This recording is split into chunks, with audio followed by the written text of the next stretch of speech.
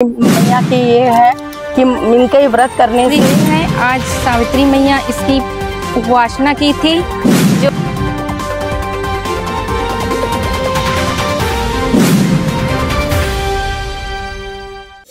नमस्कार जी, जोहार जी छत्तीसगढ़। मैं आंचल और आप देख रहे हैं एमके स्टूडियो से जी। सोमवार को नगर में वट सावित्री व्रत की धार्मिक धूम देखने को मिली। सुहागिन महिलाओं ने पति की लंबी उम्र के लिए व्रत रखकर वट वृक्ष की पूजा की। सुबह से ही महिलाओं ने इस विशेष व्रत की तैयारी कर दी थी। दोपहर होते होते आमापारा तहसील कार्यालय के पास पीडब्ल्यूडी कॉलोनी, पुलिस लाइन और बूढ़ापारा जैसे इलाकों में वट वृक्ष के नीचे महिलाएं पारंपरिक वेशभूषा में एकत्रित हुई।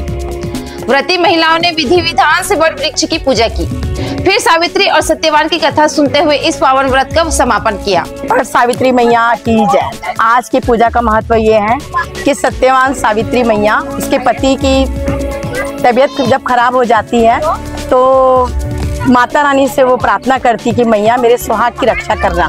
तो सत्यवान सावित्री मैया अपने पति को गोद में लेके सत्यवान सावित्री मैया वट वृक्ष में सामने बैठ जाती है और अपने पति के लिए लंबी आयु की कामना करती है। और उसके पति की वट सावित्री मैया की कृपा से उसके पति का स्वास्थ्य ठीक हो जाता है।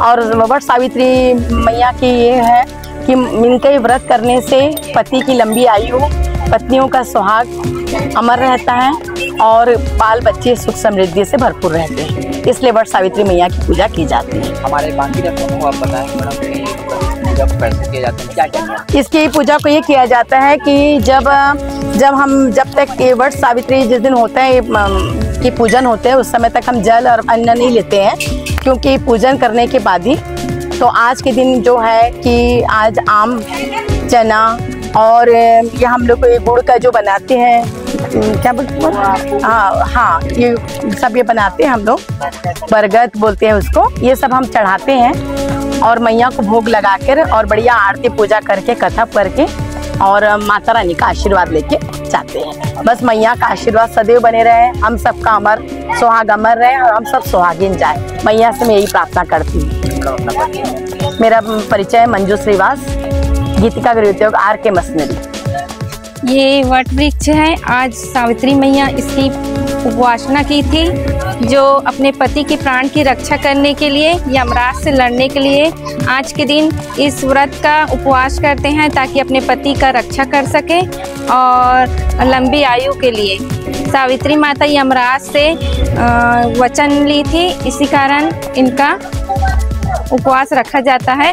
और उनके वट के नीचे सावित्री माता अपने पति के शव को रखी थी। उसके बाद ना वो यमराज से लड़ने के लिए उसके पीछे चली गई और वो वचन के ऊपर वचन करते हुए सावित्री माता ने अपने मनोबल से अपने पति के प्राण वापस लाए।